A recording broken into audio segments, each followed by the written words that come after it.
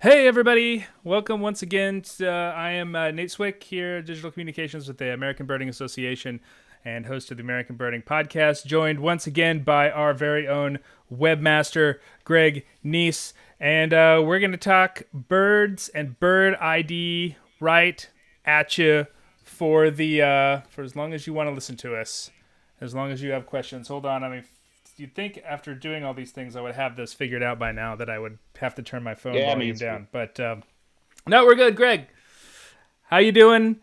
Down here, like Uh, spring migration is like the tap turned off. Most everything is gone. We're past peak now. It's all Blackpool warblers and female birds.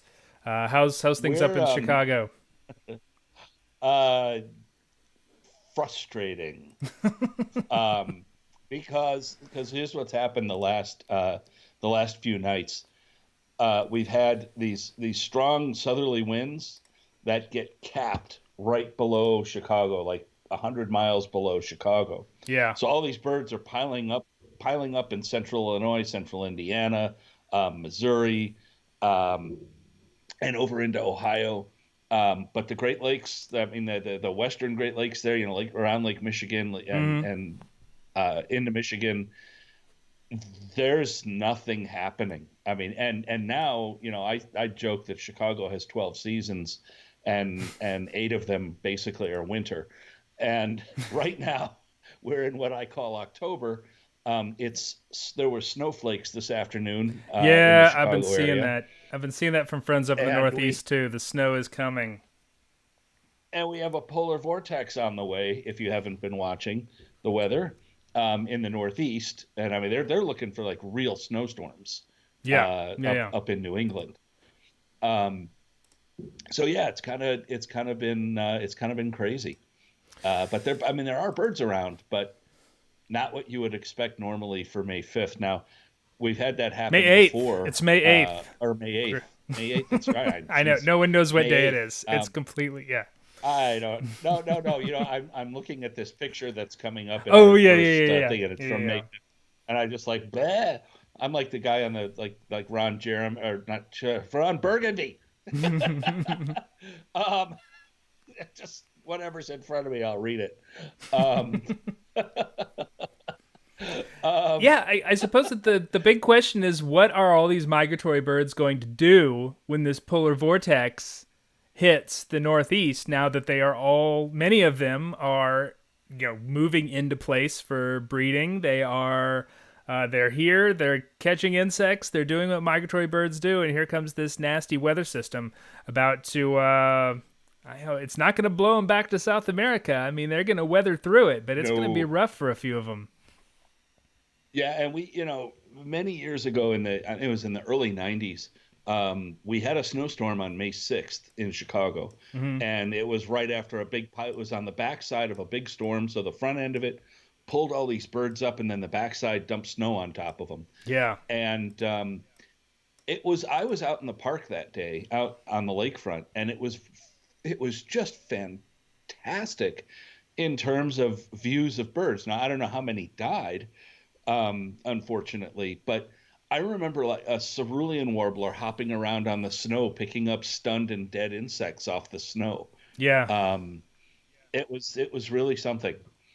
Yeah, I mean, I recall an incident back where my folks are from in Missouri, where they had a real late cold snap, and it froze the leaves like off the trees, and the trees got knocked back.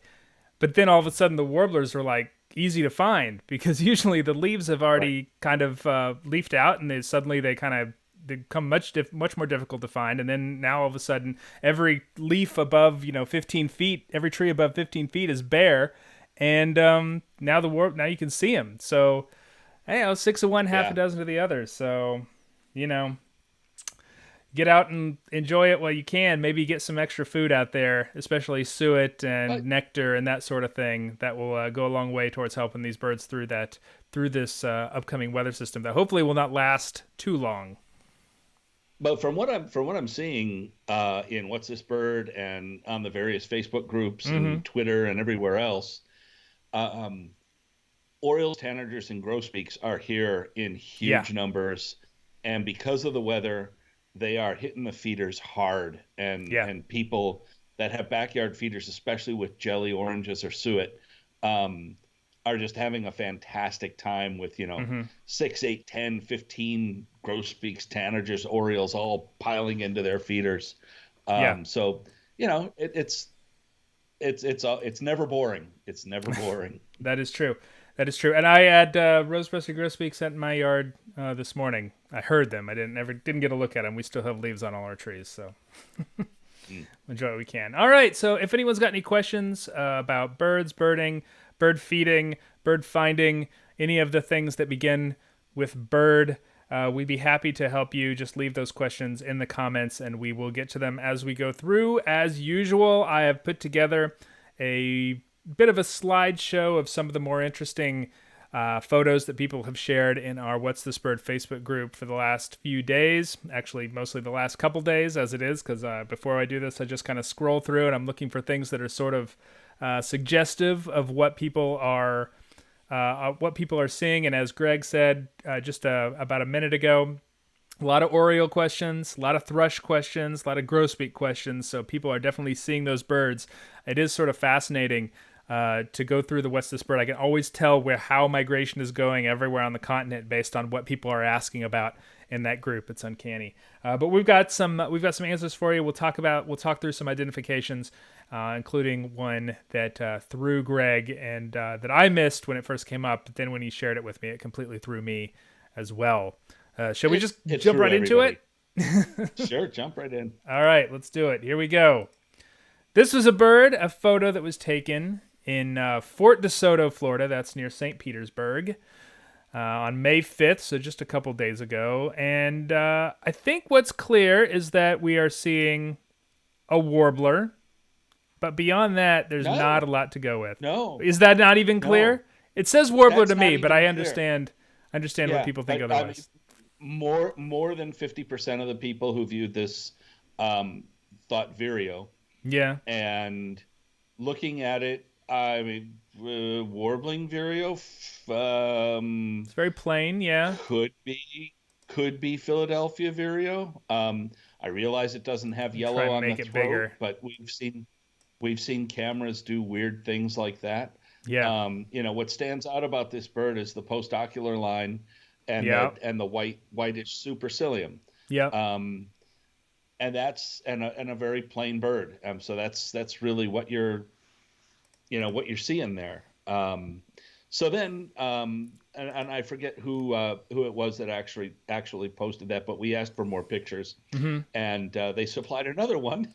So Brad Jones. Jones was the guy. Oh, okay. Thank you, Brad. Here's the other photo. I'm throwing it up there. It's a little bit darker. So if you want to go to the next. So, this one helps a lot. Not. I was going to say, Greg, I don't think that helps a lot. All it does is confuse matters more. And it's, it again shows a small warbler or vireo. The tail looks short, which kind of sort of implies vireo, and it's now the head looks even plainer and grayer. So do we have a Tennessee warbler?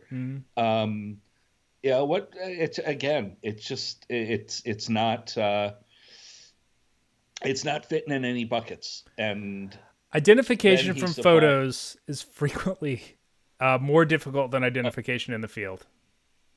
It's almost and this always, is why. Almost always. Yeah. Yes. So then he supplied a third picture. Boom. Which, okay, that's on the right there, the third picture, looking right at us. Now, we had so much discussion about vireos that when I saw that picture and I blew it up, I took it into Photoshop and I blew it up. I just saw the dark lures and I went, bam, Philadelphia vireo. And as I typed it out, and hit the return key, I was like, whoa, Greg, stop. And but even here, when you look at this bird, and you look at the side view and you look at the front view here, it's obviously a warbler now because look at that very short, pointy bill. Yeah, little tiny bill. Yeah, but it's got black lures that almost form a mask. Real thick black And lures. You can see those real well. and a white supercilium that's nowhere near as bold as it appeared in the first image, and then a little white eye arc, but the face still looks plain. But this is Oh yeah, I got it. a Here you go. black-throated. Yeah, It's a female black-throated blue warbler. yeah. I got a new thing where I'm And putting the bird names there on the bottom there to help you yeah, out. Black-throated blue warbler, and female. Yeah. it's missing the what they call the handkerchief on the wing, Mm-hmm. so the white mark on the wing, which sometimes doesn't appear. They don't have, so it's missing that. Yeah. But it's also missing the dark auricular. So typically in The black-throated blue ear, warbler, the cheek. the Yeah. ear patch, yeah, it looks, it's darker, and it gives a real distinctive look to the bird. And Mm-hmm. this bird doesn't have that either. So it's a very, very confusing bird, Yeah. and had us going for quite a while. This is one of those times where knowing your status and distribution is also a good clue, because black-throated blue warbler is one of the real common wintering warblers in the Caribbean. So if you've spend any part of your winter in any of the Caribbean islands, black-throated blue warbler is one of the more common wintering birds you have down there. And so they come through Florida in really big numbers and then kind of burst out into the eastern part of the continent. So if you're a Floridian birder, black-throated blue warbler is definitely one that you should be pretty familiar with. Though this is kind of a weird one, as for the reasons that Greg pointed out. So they can give you pause, but black-throated blue. If it looks kind of like a black-throated blue, it's definitely that unless you have a good reason to believe otherwise, for the most part.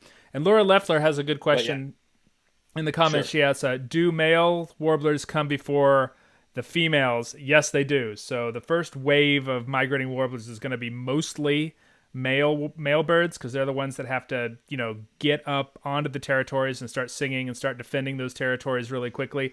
And then the females usually come 5 to 10 days after that full big rush of male warblers, which is why it feels like there are male warblers all over the place, because that's what you see early on, and the females are coming up after them.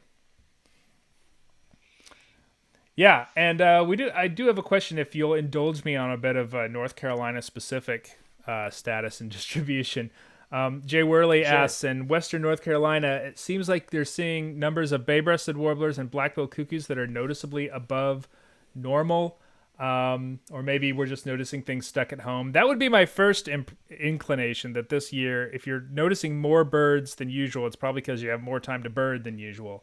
I think that's sort of what's going on with a lot of people these days. But bay-breasted warbler is definitely, for the Southeast especially, and North Carolina in particular, it's what we think of it as a fall warbler, almost exclusively. And there's a period in late September, early October, where if you go in the Appalachians, they're probably one of the most commonly occurring, most numerous, abundant, whatever word you want to use, migrating warblers that you'll find there. But yeah, it does feel like there have been a few more in the spring this year. We had one in my county of Guilford County in Greensboro, and it's that's not a bird we get every spring, so that was kind of cool. And black-billed cuckoos, cuckoos are weird. Like, who knows what's going on with them? Some years you see a bunch, some years you don't. That's just a weird group of birds. Yeah, so I think we're caught up. Should we go to the next bird there, Greg?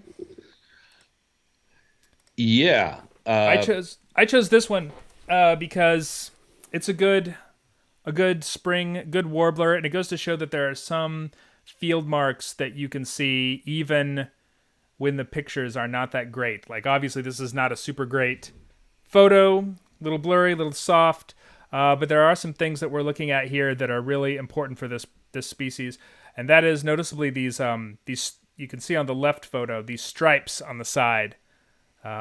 Real bold, black on yellow, also the yellow rump and a lot of yellow around the head. That would make this a Cape May warbler.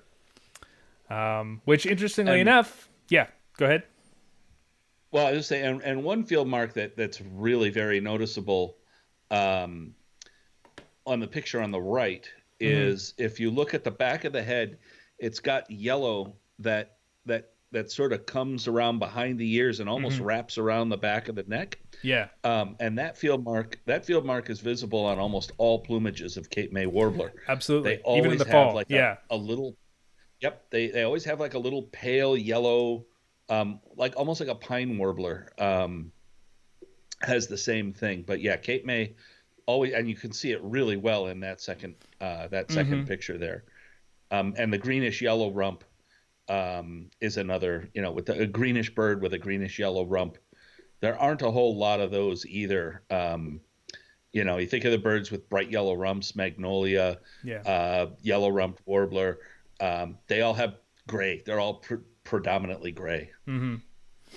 Yeah, the yellow, and interestingly enough, those stripes on the side are inform the bird's scientific name, which is Setophaga tigrina, or tiger warbler, which is what it's called in French, which I think is a much better name than Cape May warbler. Though it is interesting that this Cape May warbler was found in New Jersey. Appropriate. All right. Once again, if you have any questions about birds, bird watching, bird ID, we'll try and take them. We are streaming this on Twitter via Periscope. We're on the ABA's YouTube channel, and we are in the ABA's What's This Bird Facebook group. Jimmy Woo says cuckoos in America follow periodical cicada outbreaks. This year they're seeing unusual early emergences in places like NC. That's a great insight. Thank you for that. That they do seem to follow that. And I know in the fall they follow those fall webworm outbreaks and tent caterpillars, and they love themselves some cicadas. I wasn't aware that there were some periodical cicada outbreaks going on in the Southern Appalachians this year. That's cool, and that would definitely make a lot of sense. Thank you, Jimmy. Let's go to the next one. We got a sparrow here, Greg. And I know I wanted to throw this on here because I think sparrows get kind of a bad rep.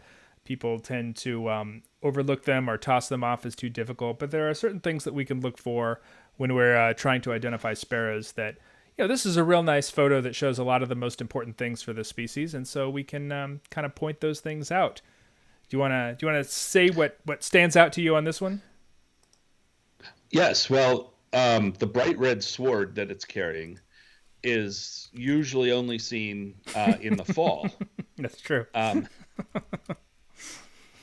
Anyway, no, I mean we see a crisp sparrow with a lot of facial markings and a pretty noticeable yellow supraloral. That's the area in front of the eye but above the eye. So the beginning of the eyebrow stripe has a strong yellowish tinge. And a pink bill, although the upper mandible is a little dark, that happens. But typically this species has a pink bill. And this is a Savannah sparrow. And the way that we would, the way that it's differentiated from a song sparrow in this view or Lincoln's, and for that matter. Yeah, in the Midwest. Yeah. Is when you look at this bird, it's basically two-tone. It's brown and white, or whitish, and the malar stripe, that is the white stripe that comes down sort of like a mustache, and the eyebrow are basically the same color and tone. Now, discounting the yellow at the front. If this were a song sparrow, that malar stripe would be buffy kind of color, and the eyebrow stripe would be gray, like a flat, darkish gray. The streakings on a song sparrow would be heavier and browner, and it gives it a kind of a tricolored look. And a Lincoln sparrow takes that even further. So it's got very fine lines that look like they were drawn with a fine tip pencil, and those colors are amplified. So when you see it, it actually looks kind of colorful. We've identified this as a Savannah, correct? Correct. Okay. Yeah, I was responding to someone online while you were talking, and I didn't mix some of that. But That's all right. And habitat also, I love pointing out that status and distribution is a really important tool when talking about sparrow identification. I typically see Savannah sparrows in weedy fields without a lot of brush, and in like heavily mowed areas like parks or golf courses or things of that nature, dunes if you're towards the beach. Whereas song sparrows really like more brushy habitat, and Lincoln sparrow to that matter as well. Like low shrubs, brushy stuff, real dense tangles, multiflora rows, sweet gum, willow thickets, things of that nature. Whereas Savannah sparrow will be in a much more open stuff. So if I'm in an open area, I typically think Savannah before anything else. And when I'm in an area with a lot of shrubs, I don't look for Savannah unless I've got a real good reason to think that I'm looking at a Savannah. I have a question on Periscope for you, Greg. That Yes. how from Brant Shorin. I apologize if I can't get that right. I need to get my glasses out because this is really small. How helpful is habitat in spring Impedinax migration? Not at all. Yeah, I was going to say a little bit, but not a lot. Yeah, because you can see those birds in just about anywhere. Once And they it settle on depends on the territory. weather. Yeah, Yeah, and it depends on the weather too, because if it's cold out like it is now in much of the northern part of the eastern half of the country, birds go down low. Yeah. And so all of they'll just go wherever the food is. And if the food happens to be around the edge of a pond, because the water is kind of warmer than the air at the moment, you'll find them all glommed up together, regardless of habitat, just looking for food. Did you get that message from Tom Johnson there, Greg? Check your Facebook. I did not. Okay. Well, I'll let you read that, and then we'll move on to the next one. I can't check anything while I'm doing this. Well, I can only see you. Tom takes contention with the identification of that initial mystery warbler. So I'm gonna go back and we can have another look at that one. Boom. Here we go. All right, back to this warbler. Tom suggests that this is a Tennessee, not a black-throated blue, because of the short tail, the white undertail coverts, and there's a little bit of a suggestion of a pale wing bar. So there you go. The mystery deepens. Yeah, you have any thoughts about that? I mean, I'm willing to go with whatever. It's not an easy Well, burn. it's not the Lord, We'll have to go back to it. We'll have to go back to it in the group. Thanks for the comment, Tom. Yeah. Thanks, Tom. Identification is on a high wire with this live stuff. All right, so the next bird that I had was a thrush, because a lot of people are seeing thrushes these days, and I thought this one was particularly interesting because I think that we're getting a little bit of I'll pull it down. So this is Ed Reiser that shared the photo. I think the sunlight is doing us a little bit of a disservice on this one, because a lot of people, when this bird first popped up, the initial response was that it was a veery, right? And that makes some sense. I mean, you're in the bright sunlight. It does have a little bit of that kind of real foxy, reddish-brown coloration that we like to associate with veery. But there are some things going on in this bird that make veery a little bit problematic. And that is, even though this is really bright, it's not super, reddish-brown. And there's a lot of stuff going on this breast here. And veery usually doesn't have that much spotting going on. Yeah.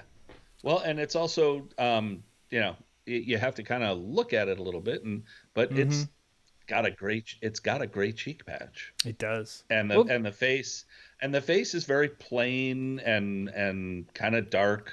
And veery tends to be plain and kind of not so dark and kind of open and startled looking. That's a good point. But yeah, I mean, it's.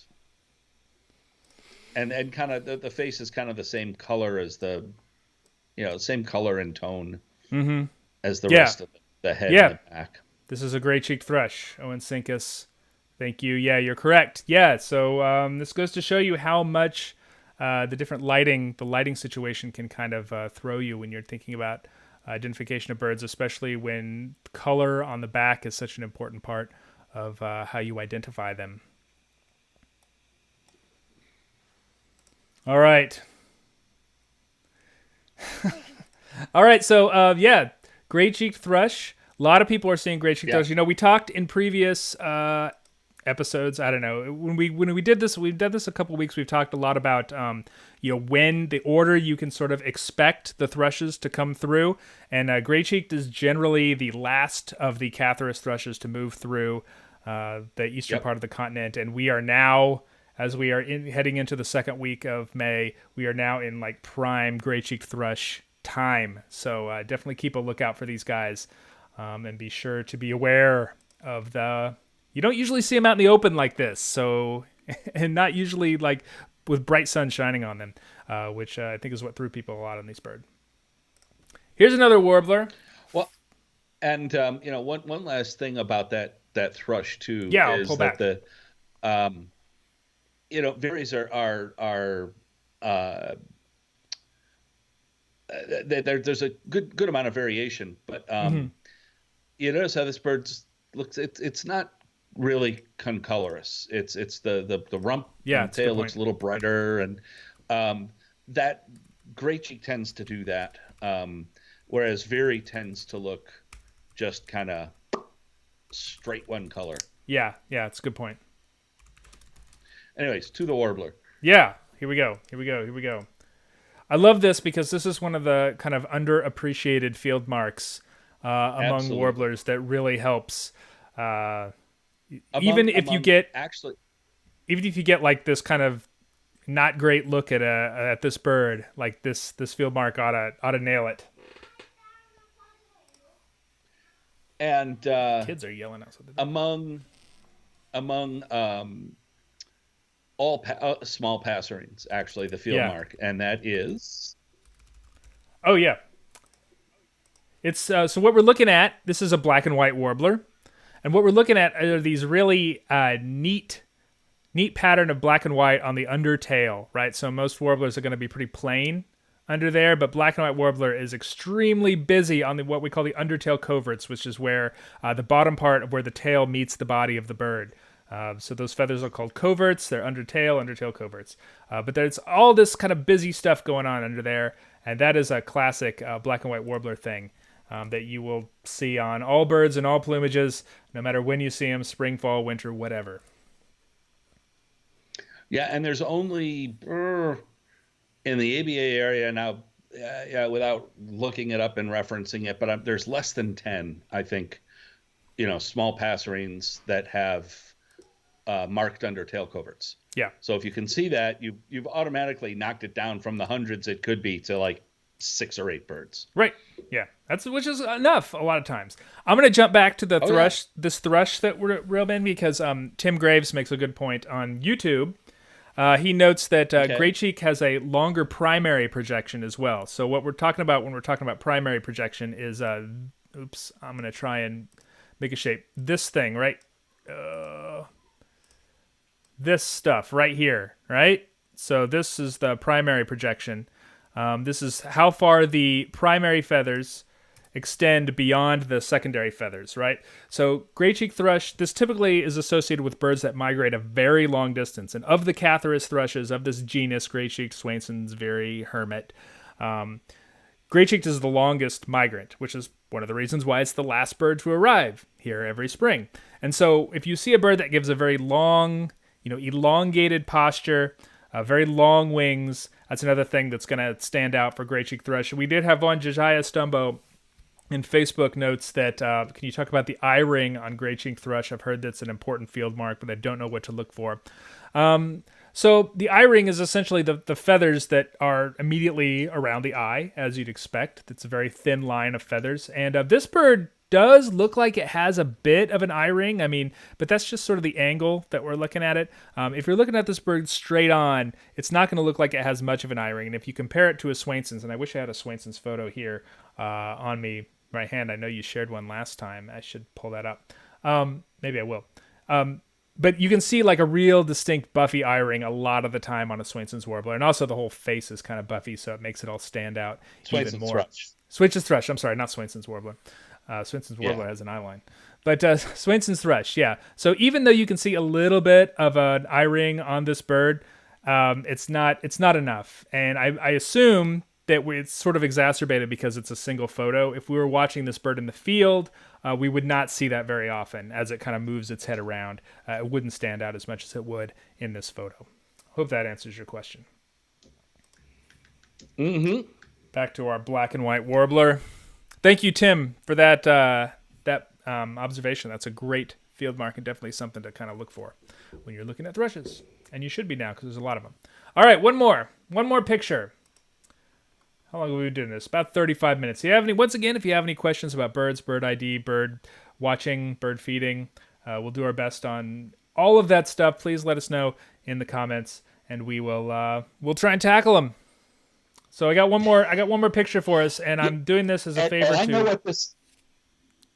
what this is. And Tom Johnson, we can fight over this one.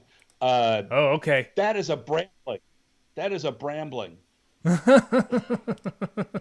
Oh yeah, here it is. This is a photo that was taken in Cassopolis, Michigan, on May 7th, so just yesterday. And I'm putting this up out of a favor for our friend John Lowry, who is our sales and marketing manager here at the ABA and a frequent person to help people ID in the What's This Bird. We all kind of pull together on that. And so he's from Michigan, so obviously, he wants this to be something really unusual. So his first thought was there's a couple birds that this kind of superficially looks like, right? So when we're looking at an orange bird with a little bit of white in the wing and a black head, Baltimore Oriole, but also Blackheaded Grosbeak, not completely unheard of. There was one earlier this spring in Michigan before the COVID thing happened. But what are the important things if we're trying to look? Yeah, see, a lot of people are guessing Oriole, and that's a great guess because there are a lot of Orioles moving through. That's obviously the most common thing. A lot of things that we're looking for, Greg. What sort of stands out to you on this bird? My gut impression was Baltimore Oriole too, but I'm not thinking zebras. I'm thinking horses for the most part. Yeah, well, with pictures like this, it's so hard to tell, and I cannot count the number of times that I've seen a photo like this, and then the person who submits the image comes back the next day or later that day with a clear picture of it at their feeder, and it's like really. And this happens a lot. One of the funny things about identifying birds from photos is that it really, especially photos that are not, ideal, is that it really forces you to pick up on some of those secondary ID points that you wouldn't necessarily think of when you are identifying a bird in the field. Like, let's say I see through my binoculars either a Baltimore Oriole or a Blackheaded Grosbeak. That's not a mistake I'm going to make through my binoculars, right? They're two completely different birds. But here, correct. You see where people are coming from on this. Well, here, 50% of the bird is you can't see it, and what you can see very well.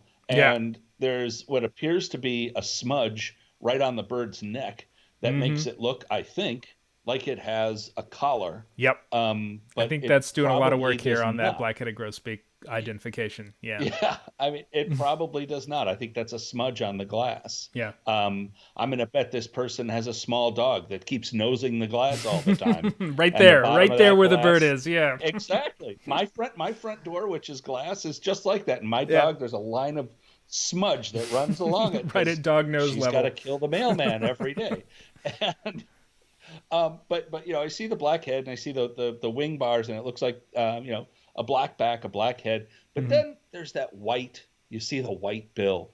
Yeah. And Blackheaded Grosbeak has a dark bill, and breeding plumage Orioles, male Orioles, that the lower mandible has that big white. Yeah, it's kind of like a bluish white kind of thing going on. Yeah. Exactly. So, I think I'm with you. This is a Baltimore Oriole. Bingo. However, if somebody got another picture of it and it turned out to be an underexposed, smudgy Orchard Oriole, that wouldn't surprise me. Yeah, and Because I actually, mean, look at the grass. The grass actually is gray. yeah. So there's some weird color Everything's thing kind of going on here. washed out Yeah. and gray. Yeah, and in fact, Christopher Kibler asks, "What are good field marks for Baltimore versus Orchard Oriole?" It's a good point. Both birds are coming through, certainly the eastern part of the continent right now. Baltimore and Orchard Oriole. Did I say something? Are you just going to say you got two field No, marks? two quick things. Yeah, One, one, Orioles are real chattery. They like to make noise, and they sound different. So that's a quick thing. Two, the tail. yeah, Baltimore has, the males, anyways, they have orange. Well, the tail length, but um, Orchard has a solid black tail, yeah. and Baltimore Baltimore has does some not. orange in the tail. Yeah, It's and orange the patches. size is also a huge thing with those two birds. And it's one of those things that's kind of hard to see in a field guide where they're both kind of similar sized, unless you actually look at the dimensions of the bird, which is also frequently listed under the name of the bird over in the species accounts. But Baltimore Oriole is a pretty big bird. Like it's the size of a grosbeak. It's almost the size of a robin. Like it's a good sized Oriole, whereas Orchard Oriole is a small thing, like real skinny, Yeah. real small, almost looks like a stretched out warbler a lot of times, and they kind of act like Females warblers too. They act very warblery as females well. are mostly confused with warblers than Yes, other orioles. yeah, yeah, because they look like a stretched out female yellow warbler almost, because there's not a ton John going on there. John Lowry points out that male orchard orioles in the field frequently look black. Yeah, They just look black all over, and yes, they do definitely. yeah, it's because that kind of brick red, that real rusty red, can look very dark. Yes, that is absolutely true. They can look like a small grackle or a cowbird sitting on top of a tree while they're singing. Yeah, so Chris Ortega has a question. I'm going to read it. I'll read the whole thing. And this was our last bird, so if you have any questions and you want us to keep jabbering on about birds, please put those questions in the comments. We'd be happy to tackle them. But I'm going to read Chris's question here. He says, pretty sure the answer is practice, patience, and maybe a mentor. But do you have any general tips on seeing, IDing little birds that never seem to stay in sight for more than 2 seconds in the treetops? Starting to get concerned about the long-term health of his neck with how long he's staring straight up. Yeah, well, that is one of the occupational hazards of being a birder, I think. That's just the way it warbler is. neck. Yeah. And you are correct. The answer is practice and patience and maybe a mentor. As you get more skilled as a birder, you will get more comfortable making IDs based on those sort of brief views, because you understand more about where birds are supposed to be and what birds are doing, and sort of what you might call kind of soft field marks, like where a bird is, what its behavior is, when it's showing up, or in what sort of tree it's in, because certain birds do prefer certain types, conifers, sweet gum, whatever, different types of trees. Those sort of things become more intuitive, and you can kind of incorporate them into your identification in ways that are, you don't have to think about them quite so much. I think about bird identification a lot. Any type of skill you're trying to develop. The goal is to sort of make it be natural, right? Yeah. You will listen to a great musician, or you listen to someone who has learned a language and they're fluent in that language. Or as I said, you like a musician who's taking a jazz solo or a rock solo or something, and they seem to do these things kind of effortlessly. Like they go straight from your brain to your fingers or whatever, or brain to your mouth if you're speaking a language. And what you're trying to build up is like this bird fluency, right? You're trying to be able to incorporate all those sort of little aspects of bird identification and sort of synthesize them quickly.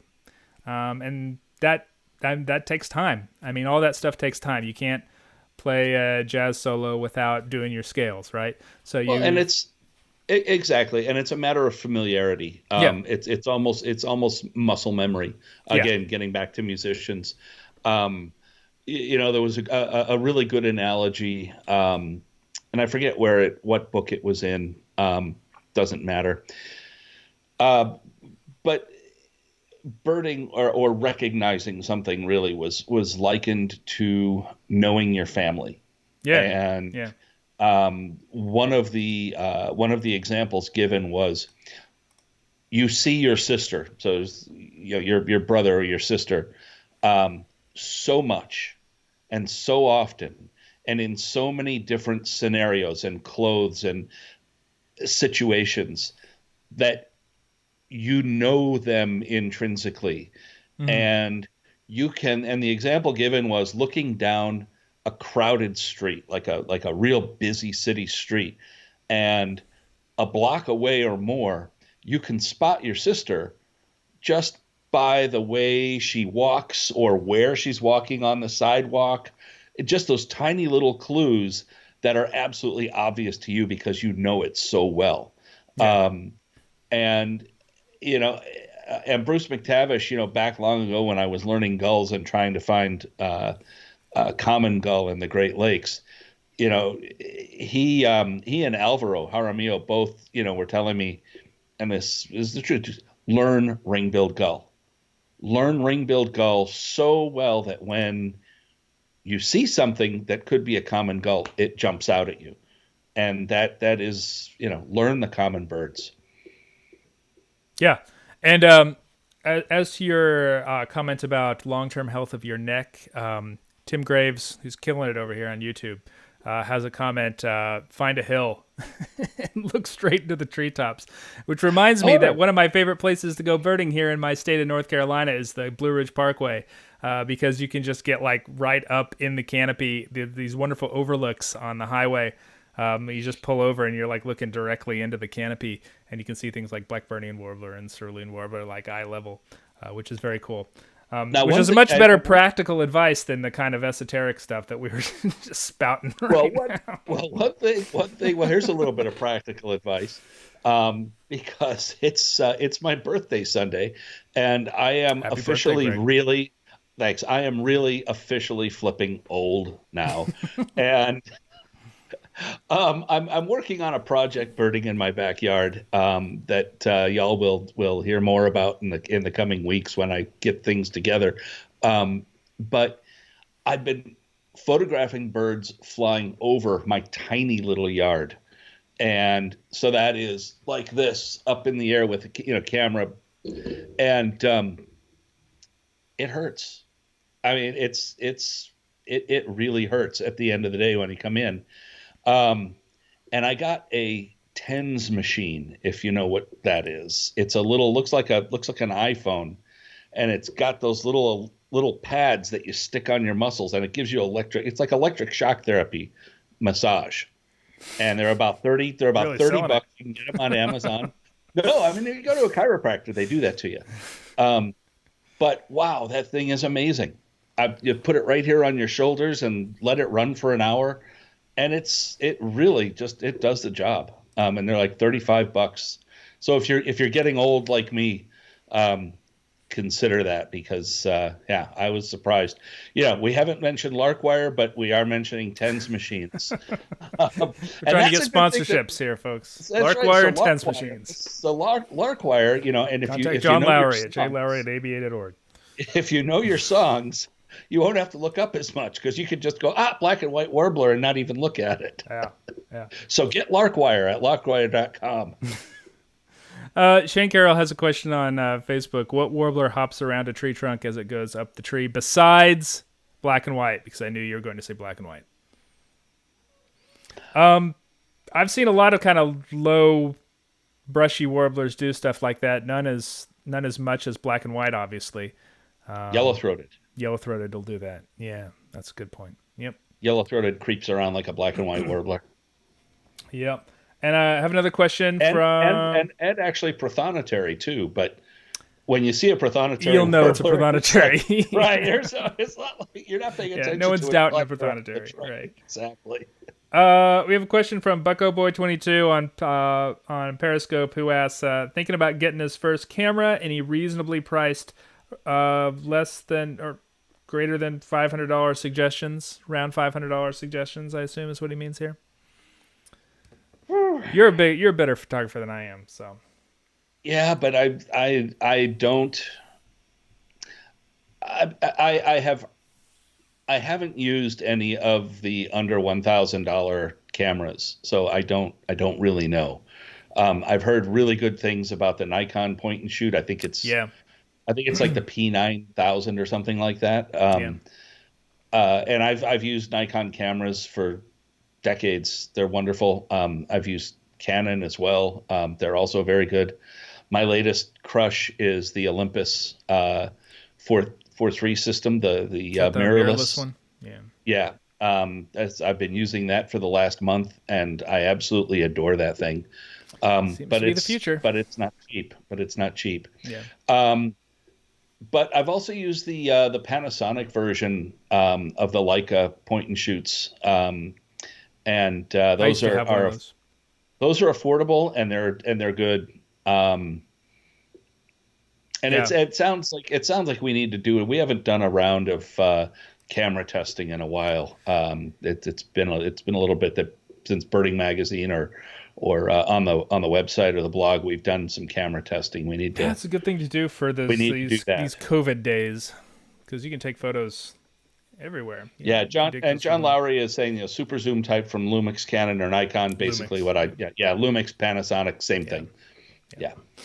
Yeah, I used to have one of those little super zooms, one of the early incarnations of it before I got a DSLR, and yeah, they did the job pretty well. And I was like, they're much easier for things like digiscope. Like they're pretty easy for digiscoping and things like that. If you have a scope that you can use with it, or someone else's scope, you're just gonna come up and The only trade-off, and I'm sure they've come a long way since the last time I used one, but the only trade-off really was lag time when you were yes, that's absolutely pressing the shutter and slow autofocus, and Yeah. those two things made it kind of frustrating.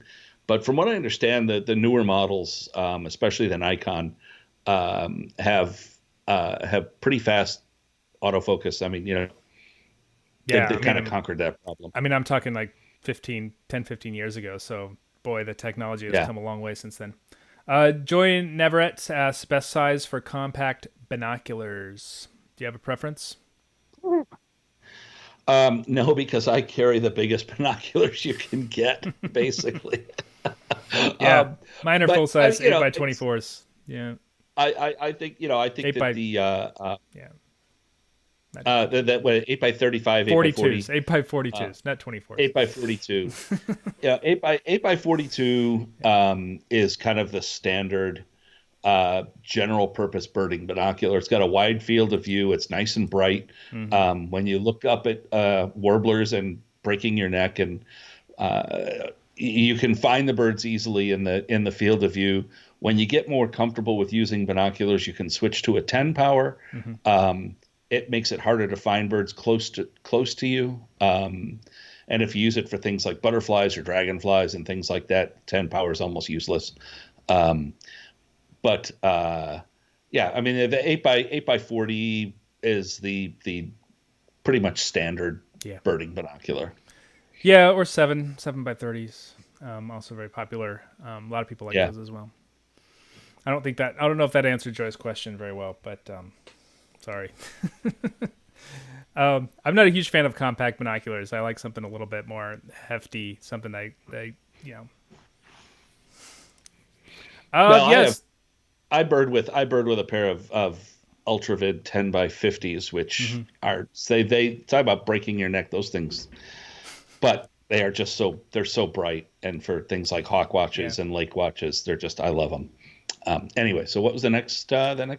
We don't have another question. If anyone wants to keep us jabbering on, please let us know. Otherwise, we have been at this for almost an hour now, so it's about time for us to call it a day. But we will be back again next week. And a couple of things to note though before we go. Yes.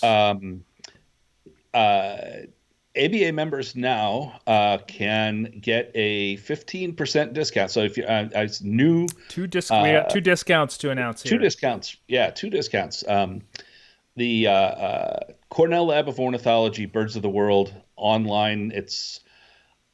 I suppose you could call it an encyclopedia, but it's so much more. It's a interactive experience of Birds of the World, and that is a subscription product from Cornell. ABA members who subscribe to that for the first time can get a 15% discount. So it's a great reason to join the ABA.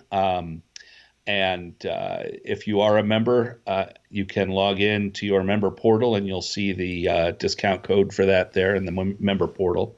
Yep, and we have another discount that just came out as well. Our friends at Princeton University Press have said that have allowed ABA members to get a 30% discount on bird and natural history titles at Princeton University Press website. Once again, you can get that code that you use at checkout on your ABA account, as Greg said.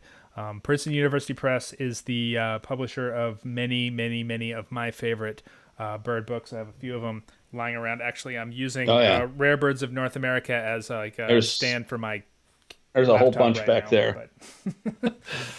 Yeah, amazing field guide. Yeah, I mean, Princeton puts out some really fantastic titles. And they just look so damn smart on your bookshelf. I mean, they do a really good job on the covers. So if you like what we're doing here and you want those discounts and you want to help us keep doing it, keep the lights on, keep me and Nate employed, join the ABA. Children need to eat. ABA.org. ABA.org/join. ABA.org/join. Head on over there. On there and join us. Become a stakeholder. That's right. Absolutely. But we will see you again next week at around 1 o'clock. Hopefully we'll be on time next time. Sorry about the little late start there, but all's well that ends well. Thanks, everybody. We will see you next week. Later on. Bye.